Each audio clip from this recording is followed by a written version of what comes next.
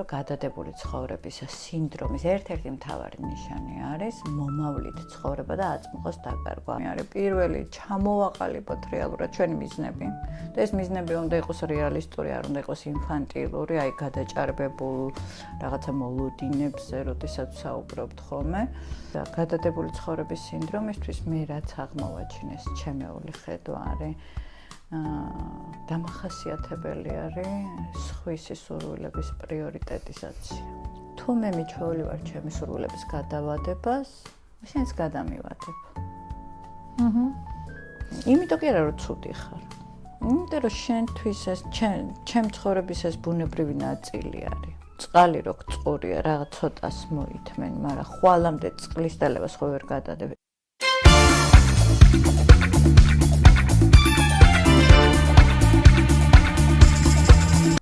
მოგესალმებით. თქვენ უყურებთ გადაცემას ჯანმრთელობა და არა მხოლოდ ნინი ჭაჭიასთან ერთად. მე მის თანაწამყვანი ნათია გაფრინდაშვილი ვარ. სანამ უშუალო თემაზე გადავალ, მინდა მოგიწოდოთ, რომ გამოიწეროთ ეს არხი და ლაიქოთ ვიდეო. და ჩვენ ყოველ ხუთშაბათს თბილისის დროით საღამოს 9 საათზე ვართ YouTube არხზე, ნინი ჭაჭიასა და დარიო რადიოს არხებზე. დღევანდელი ჩვენი სასაუბრო თემა არის ნინი უკეთესად ფორმულირებას გაუკეთებს, მე ვიტყვი ესეთ მერე ვიზამ. ანუ რას ნიშნავს ეს ფრაზა? და დავიწყოთ აქედან. მოდი დავიწყოთ. და შენეძახი ამას ხვალენდარს, ხო? და ზოგადად ფსიქოლოგიაში ამას გადადებული ცხოვრების სინდრომს ეძახიან. მაგრამ მგონია რომ ხვალენდარი უფრო კარგად ასახავს, ხო? და ეს არის რა ქვია. ანუ რეალურად ეს არის ძალიან სერიოზული პრობლემა. განსაკუთრებით თანამედროვე სამყაროში. მაშინ, როდესაც აი სოციალური ქსელები და ციფრული ტექნოლოგიები ძალიან სწრაფად ვითარდება და ჩვენც თითქოს გვინდა რომ აი ამ განვითარების ეტაპს და სტანდარტს მიუახლოვოთ ჩვენი ცხოვრების ხარისხი და ამიტომ გონია რომ რაღაცები უნდა გადავდოთ, ხო? მთავარი ამბავი არის, რომ გადადებული ცხოვრების სინდრომის ერთ-ერთი მთავარი ნიშანი არის მომავლით ცხოვრება და აწმყოს დაკარგვა, არა და აწმყო ქმნის მომავალს და სანამ მომავალს მივსდებთ რეალურად მანამდე ჩვენ რაღაცა ბედნიერებას, წარმატებას და ჰარმონიას ვერ შევიგრძნობთ, ხო? იმიტომ რომ მომავლის შინაარსები ამდენ შეგრძნებას ვერაფრით ვერ გამოიწვევს ჩვენს ორგანიზმშიც და საზრდოო სისტემაშიც. ანუ რატომ ხდება და ანუ რა საფრთხეები აქვს ზოგადად ამ ყველაფერს? მოდი დავიწყოთ იქიდან, რატო ხდება? ნუ ახსენე, ანუ ციფრული სამყარო და ეს აჩქარებული ტემპი თითქოს გვაჩქარებს ჩვენს, სადღაც თითქოს გვეჩქარება და რაღაცას უნდა დავეწიოთ, ან დავეწიოთ და გავასწროთ კიდევაც, ხო? და აი ეს განცდა არის ხოლმე ერთ-ერთი წამყვანი, რაც ხელს გვიშლის აწმყოში დავრჩეთ და აწმყოთი ვიცხოვროთ. მეორე რაც მთავარი არის ესე ვთქვათ, დიდი მოლოდინები, აი რაღაცა ძალიან დიდი უზარმაზარი მოლოდინები, რომელიც ფაქტობრივად შეუსრულებელია ხოლმე, ხო? აი რას ვგულისხმობ მოლოდინებს, რომ ხშირად ადამიანი ბედნიერებას უკავშირებს რაღაცა კონკრეტულ საკითხებთან, თემებთან, შინაარსებთან მიმართებაში წარმატებას, რომ თუ ესე მოხდება, მაშინ მე შევძლებ ბედნიერად ვიცხოვრო. და აი ამ თუს მისდევს. რომ ეს თუ შეასრულოს, ყველაფერი რჩება მიღმა და ადამიანის ცხოვრება ბევრი სივრცისაგან და სფეროსაგან შედგება, ხო? და მხოლოდ ერთ სფეროზე კონცენტრაცია იწვევს კიდევ უფრო მეტ დისბალანსს ჩვენს ცხოვრებაში, ხო? აი ეს არის მნიშვნელოვანი.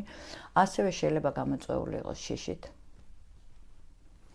გვეშინია რაღაცა კონკრეტულ საკითხებში ნაბიჯების გადადგმის პასუხისმგებლობის აღების ვაბრალებთ ასე რომ და ამიტომ გადადებული გვაქვს რა, ხო იცი, რომ გეზარება საშინაო დავალებას გაკეთება და კაცო დილას გავაკეთებ, ადრე ავდგები და გავაკეთებ და მე მე დილას ჩამეძინამდე ვერ გავაკეთე დავალება.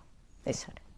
აი ხა მოხსნა სილაბუსი მოქვს გასაკეთებელი და რეალურად წამეშალა კომპიუტერში ყველაფერი და აი ხო 18-მდე დრო მაქვს და მოდი პარასკევს გავაკეთებ და ნახოთ ამ პარასკევს გაკეთებ და გავაკეთებ. ხო, აი იგივე არის, რომ რაღაცა დიეტას ვიწყებ ორშაბათიდან, ხო? აქციები დაიწყება ორშაბათიდან. ხო, შაბათ-კვირას და ეხლა ვერა რა, არ შეიძლება, ხო? ან რაღაცა უცხო ენის სწავლას დავიწყებ მომავალი თვიდან, აი სულ რაღაცა გადადებული არის. ერთ-ერთი მნიშვნელოვანი საკითხი, რაზეც უნდა დავფიქრდეთ თუ აღმოვაჩენთ, რომ გადადებული ცხოვრების სინდრომით ვცხოვრობთ, არის ის, რომ დავუსვათ საკუთარ თავს შეკითხვა, რომ ის მიზნები, რომლებსაც ვისახავთ, რეალურად მართლა ჩვენ გვინდა თუ გარემოს მიერ რაღაცა დაწესებული შაბლონი არის და ვცდილობთ, რომ ჩვენი ცხოვრება რაღაც შაბლონს მოვარგოთ.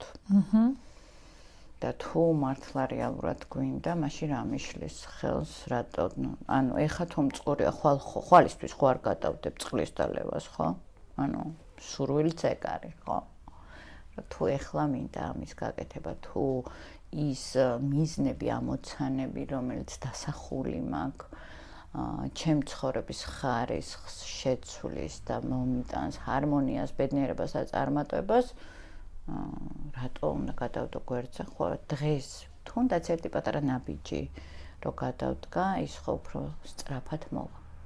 ანუ იფიანი წინადადებებით, ანუ თუ ეს მოხდება, მერე გავაკეთებ, ანუ უნდა შევეშვათ რაღაც კუთხით ცხოვრებას. იცი რა არის, უნდა შევეშვათ, მაგრამ ამას ჩვენ გვასწავლიან ჩვენი მშობლები, ხო? წინაგადაცემის თემიდან გამომდინარე, კარგად გვასწავლიან რეალურად რას ვგულისხმობ ამ სწავლებაში, რომ ჩვენ ყველანი მივისწრაფით დამოუკიდებლობისაკენ, რაღაცა თავისუფლებისაკენ და ბავშვები რო ვართ, რაღაცა ეს მშობლები ძალიან გვავიწროებენ თითქოს და ფრთებს გვაჭრიან, ესეთი განცდა გვაქვს და ველოდებით რომ აი სკოლას რო დავამთავრებ, ხო, სკოლის დამთავრებული რო გავხდე, სკოლას რო ვამთავრებ, ხო, მერე ჩემი ცხოვრება ესე და ესე შეიცვლება. მერე სკოლას ვამთავრებთ, მივდივართ უნივერსიტეტში, მერე არაფერი დიდად არც არაფერი არ იცვლება, ხო, თითქოს ჩვენ ცხოვრებას და მერე ველოდებით, ხო, აი უნივერსიტეტს რო დავამთავრებთ, მერე არის, რომ აი რაღაცა მინდა მაგალითად, რა ვიცი, მასაჟი გავიკეთო. და ვიცი, რომ აი ხელფასი ამდენი რომ მექნება, მერე შევძლებ რომ გავიკეთო. და აი ეს გადადება, ხო, მე გადადის ჩვევაში. ჩვენ ადამიანებს რაღაცა არაჩვეულებრივი უნარი გვაქვს, რომელიც შეგვიძლია როგორც პოზიტიურად გამოვიყენოთ აი ეს ჩვევის ჩამოყალიბება. ესევე ნეგატიურადაც შეიძლება ზეგავლენა მოახდინონ მავნე ჩვევებმა და გადადებული ცხოვრების სინდრომი შეიძლება ჩავთვალოთ, რომ არის მავნე ჩვევა. ხო და მე ვეჩვევით რა ყველაფრის გადავადებას, რომ აი ეს მოხდება მერე, ეს მოხდება მერე, რაღაც ჯერ აი ამას გავაკეთებ და თუ არ ფოკუსირდით, რომ იმას, რასაც ახლა ვაკეთებთ, თუნდაც სამსახურში რო დავდივარ და შეიძლება იმდენი ხელფასი არ მაქვს, რამდენიც მინდა, მაგრამ რა მომიმატებს, ხო, ანუ მერე ეს როდის არის ეს მერე. იმიტომ რომ არის რაღაცა გრძელვადიანი მიზნები, რომლებიც მოითხოვს რაღაცა მომავლის კონსტრუირებას, მაგრამ ეს ხვალენდარი რატო არის, ხო? და ეს ზეგე. ხო, ეგეც არის. The day after tomorrow. ხო, ხვალენდარის თემა რა არის, რომ ეს ხვალ არ მოდის. როდესაც ხვალ მიდიხარ, ისევ ხვალში გადადის, ხო? აი ეს არის მთავარი, რომ ერთ-ერთი გამოსავალი რაც არის, რომ დავძლიოთ აი ეს გადადებული ცხოვრების სინდრომი არის. პირველი, ჩამოვაყალიბოთ რეალურად ჩვენი მიზნები. და ეს მიზნები უნდა იყოს რეალისტური, არ უნდა იყოს ინფანტილური, აი გადაჭარბებულ რაღაცა მოლოდინებზე, როდესაც საუბრობთ ხოლმე. და დავიწყოთ დისციპლინის განვითარება იმ მხრივ, რომ ყოველდღიურად შევეცადოთ აწმყოდან დავუკავშირდეთ აი ამ მომავალს. და როგორც კი აი აქ და ამჟამად ვიწყებ ცხოვრებას, აქ და ამჟამად ცხოვრება მერე მეხმარება იმისათვის, რომ უფრო ნათლად შევხედო ჩემს მიზნებს, ჩემს სურვილებს და უფრო პრიორიტეტები ჩამოვაყალიბო, ხო, იმიტომ რომ არის რაღაცა ბევრი რაღაცა შეიძლება გინდოდეს, მაგრამ ხო ყველაფერი არ გამოდის ხოლმე ერთდროულად და მერე პრიორიტეტების დალაგების თემა არის. ხო. რა უფრო მეტ ღირს მომიტანს, რა უფრო მეტად იქონიებს ჩემი ცხოვრების ხარისხის გაუმჯობესებაზე ზეგავლენას და ასე შემდეგ.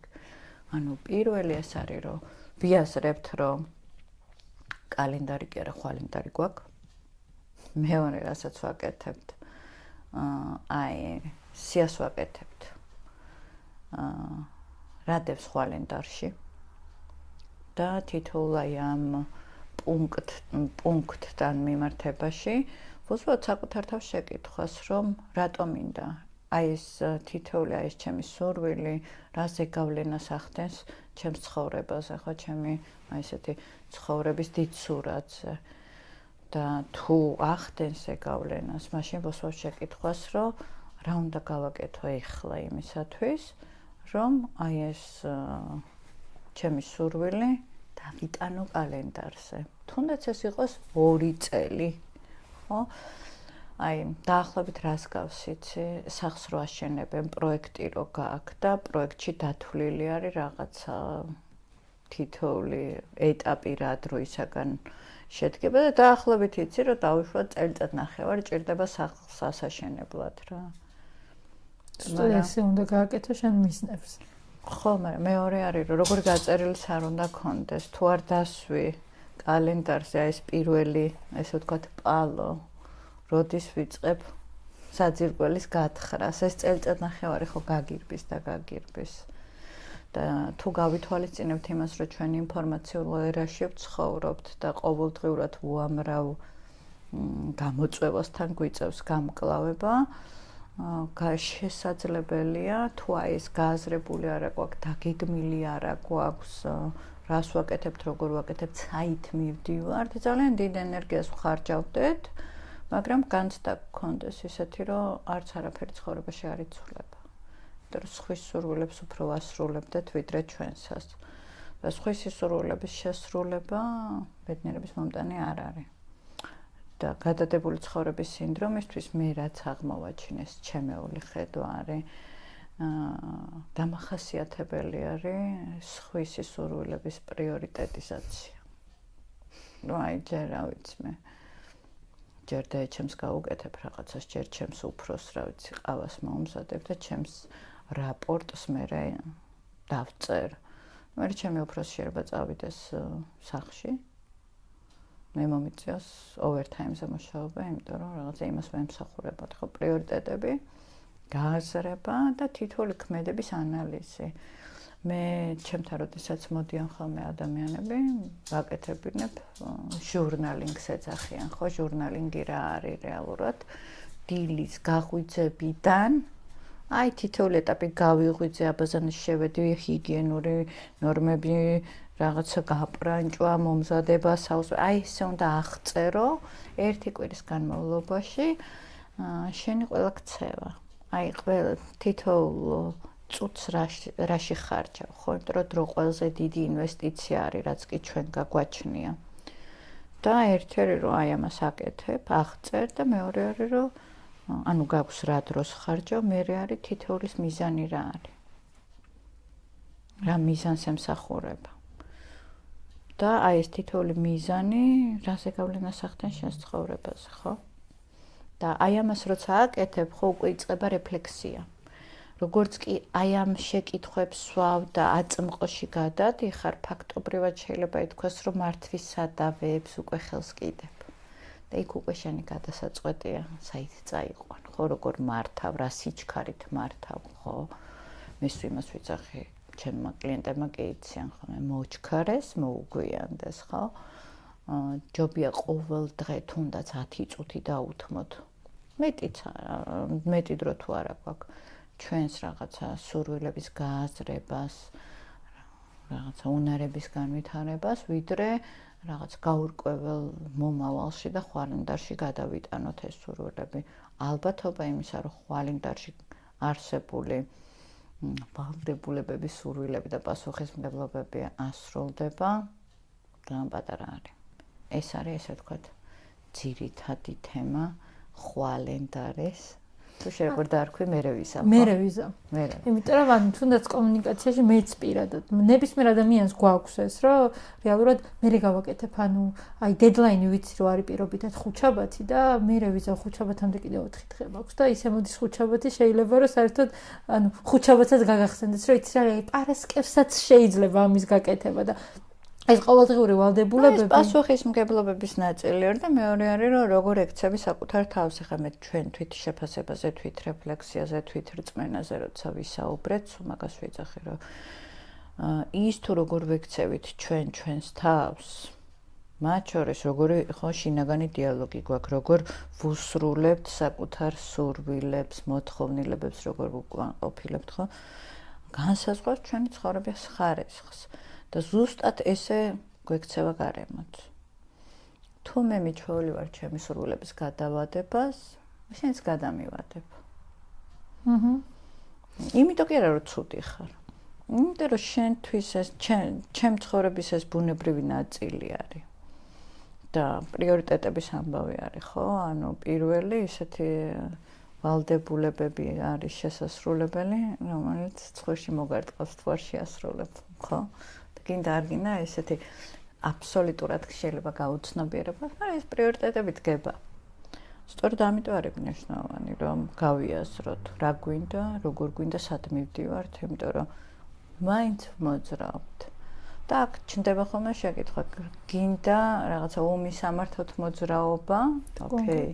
თუ რა უფრო იმას გიზამ, შეიძლება რაღაცა მომენტში გაჩერება მოგიწიოს და რუკის შედგენა, მაგრამ ეს რუკა ბევრად უფრო სწრაფად და სწორედ იმ საკითხებთან მიგიყვანს, რაც შენთვის ძალიან მნიშვნელოვანია, ხო?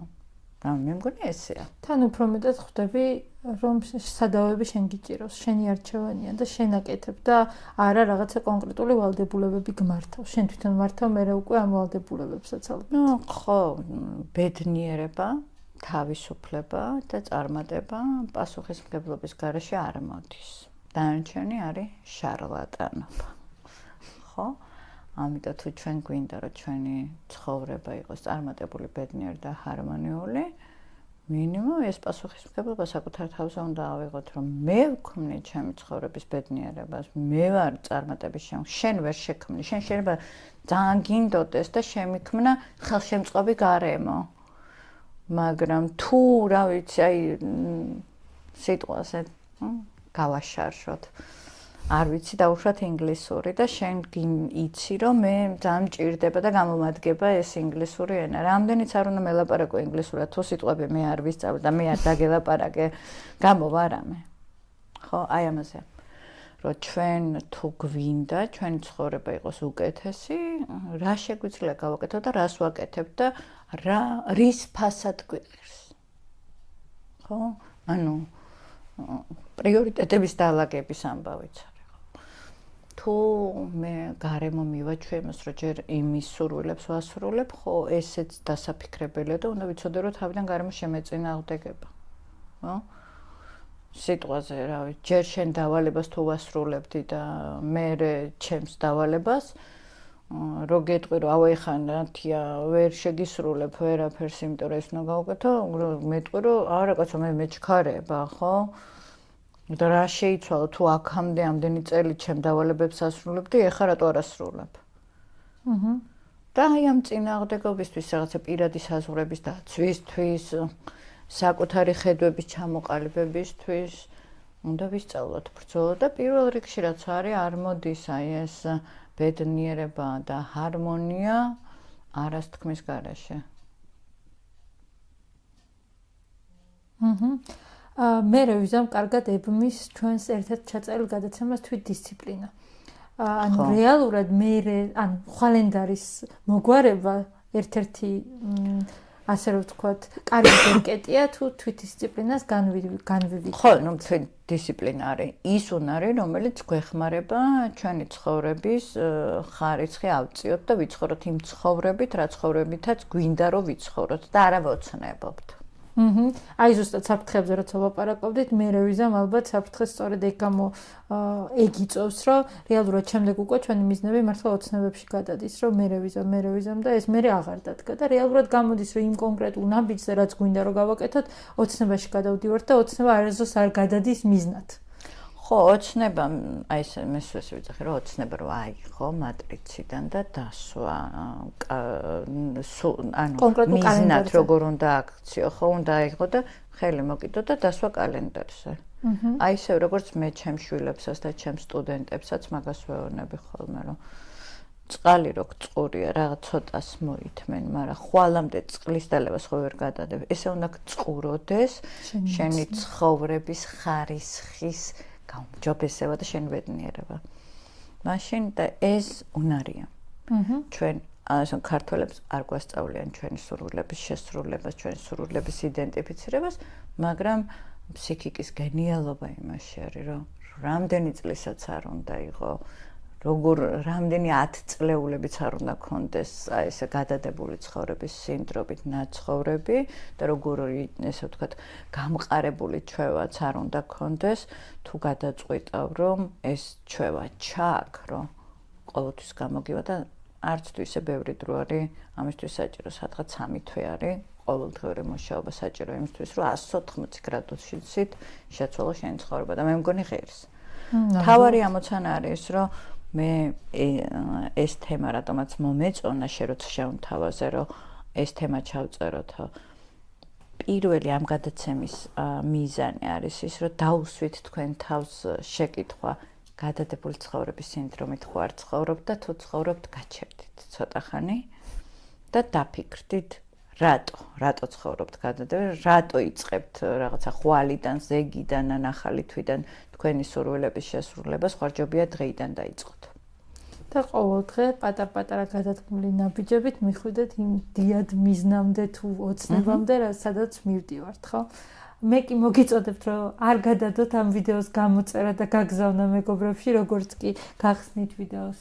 ამ მომენტამდე როგორც კი მიხვალთ, თუ არ გაქვთ ჯერ კიდე დალაიქებული ვიდეო, აუცილებლად დაალაიქეთ, გამოიწერეთ არხი, იმიტომ რომ ხშირ შემთხვევაში არის, რომ უყურებთ ვიდეოს, მაგრამ არ იწერთ და რეალურად ჩვენ სტიმულს გვაძლევთ იმით, რომ თუნდაც ერთი subscribe-ით მეტი როცა ყავს, ჩვენ უფრო მეტი мотиваცია გვაქვს, რომ უფრო მეტი საინტერესო და კარგი ვიდეოები ჩაგიწეროთ. ჩვენ კი ყოველ ხუთშაბათს თბილისის დროით საღამოს 9 საათზე გავდივართ ნინჯაჭიასა და დარიო რადიოს YouTube-ის არხებზე. ასევე მოგიწოდებთ თუ რაიმე კონკრეტულ თემასთან დაკავშირებით გსურთ რომ განვიხილოთ მე და ნათიამ და ჩვენი ხედვა შემოგთავაზოთ, აუცილებლად მოგწერეთ და ჩვენ აუცილებლად გავითვალისწინებთ თქვენს სურვილებს. დროებით.